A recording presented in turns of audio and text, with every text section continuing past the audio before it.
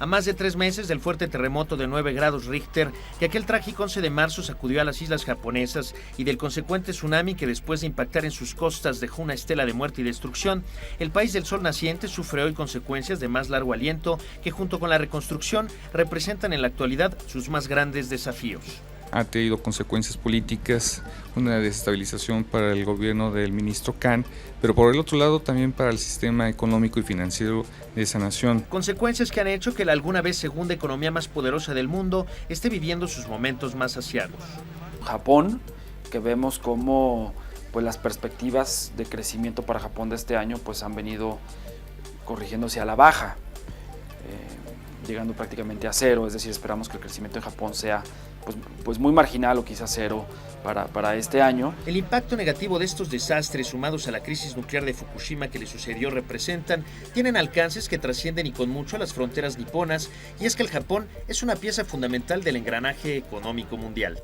Es el principal motor junto con China del mercado de Asia-Pacífico. Y de este derivan una serie de mercados, el mercado americano, en partes de América del Norte, América Central y América del Sur, o bien hacia la propia Europa. Y es justamente por su importancia estratégica, no solo económica, sino incluso geopolítica y militar, que importantes actores internacionales tendrán como una prioridad favorecer la recuperación japonesa.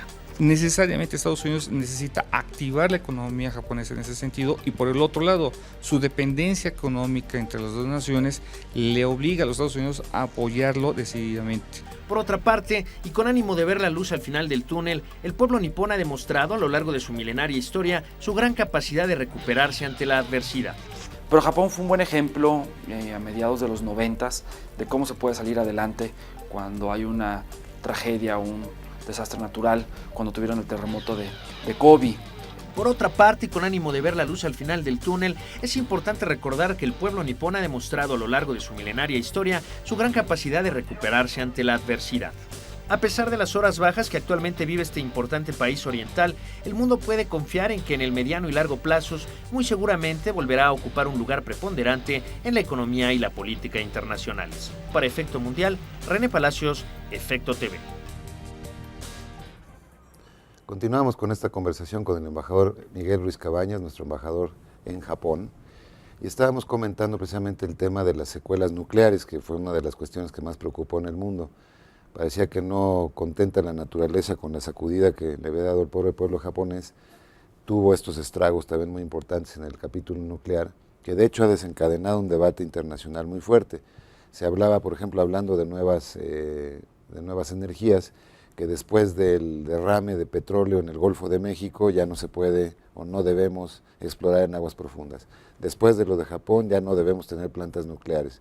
Entonces realmente pues estamos en una situación políticamente muy delicada para tratar estos temas. Pero tú hacías un par de comentarios muy interesantes que esto ni siquiera ha sido parte del debate en Japón, quizá estando conscientes de que es la alternativa más viable para un país pues con pocos recursos naturales como es Japón. Realmente no tienen petróleo, no tienen gas en abundancia, casi todo lo importan de hecho.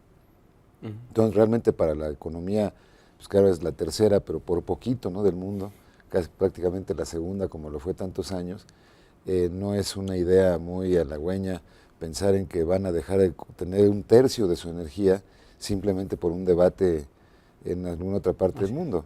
Entonces hablabas de las salvaguardias y todo este tipo de cosas. ¿Qué se está haciendo en la zona? Ahorita mismo, ¿qué está ocurriendo? ¿Cerraron las plantas? No, la planta de Fukushima pues está suspendido todo. Y destrozada. Y destrozada todos los reactores, bueno, los 1, 2, 3 y 4, y el 5 y 6 sí están suspendidos. Y eso, de momento, y sobre todo para este verano, está creando una enorme necesidad por el déficit de generación. La planta generaba para toda la zona noreste de Japón, y ya tienen un plan el gobierno donde tienen que ahorrar hasta un 30% de energía. A nivel nacional. A nivel nacional, para poder suplir plenamente esto. Le han pedido a las grandes industrias que ahorren energía y le han pedido a las ciudades, y hoy mismo tú vas a Tokio y lo que tradicionalmente, por ejemplo, en el barrio de Ginza se veían todas las luminarias prendidas, hoy están apagadas, en las noches están apagadas. Hay una cultura de ahorro que todo el mundo cumple. Los grandes hoteles les han pedido ahorrar, en vez de usar 4 elevadores usan 2, las escaleras eléctricas, si no son indispensables, no las usan. Entonces, realmente todo el mundo, literalmente todas las casas y las industrias están ahorrando energía y ya saben cómo van a ser los ahorros, qué le corresponde hacer a cada uno para que se logre esta meta. ¿Y el proyecto de gobierno es rehabilitar esa planta de Fukushima y ponerla a funcionar otra vez, o de plano desmantelarla, y llevarla a algún otro sitio No del han país? llegado a una decisión final, pero todo parece indicar que Fukushima sí no se va a quedar ahí, ya por rechazo de la población local. El gobierno local dijo, no queremos tener ya una planta nuclear en esta zona. Realmente no esperábamos que esto ocurriera. Se nos dieron seguridades hace 40 años de que esto no podría ocurrir y pues sí ha ocurrido. Entonces, además, no hay que olvidar que es un radio de 30 kilómetros a la redonda, donde prácticamente va a ser tierra de nadie por muchos años.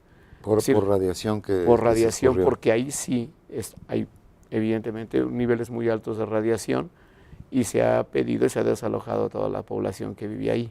Entonces, uno puede dar por descontado que esa planta no va a volver a funcionar, pero tienen que buscar en qué otros lugares de Japón pueden hacer fuentes alternas. Ahora, dependiendo de cómo se desarrolle este debate, puede ser que los planes estrictamente japoneses puedan o no cumplirse. Lo digo por lo siguiente.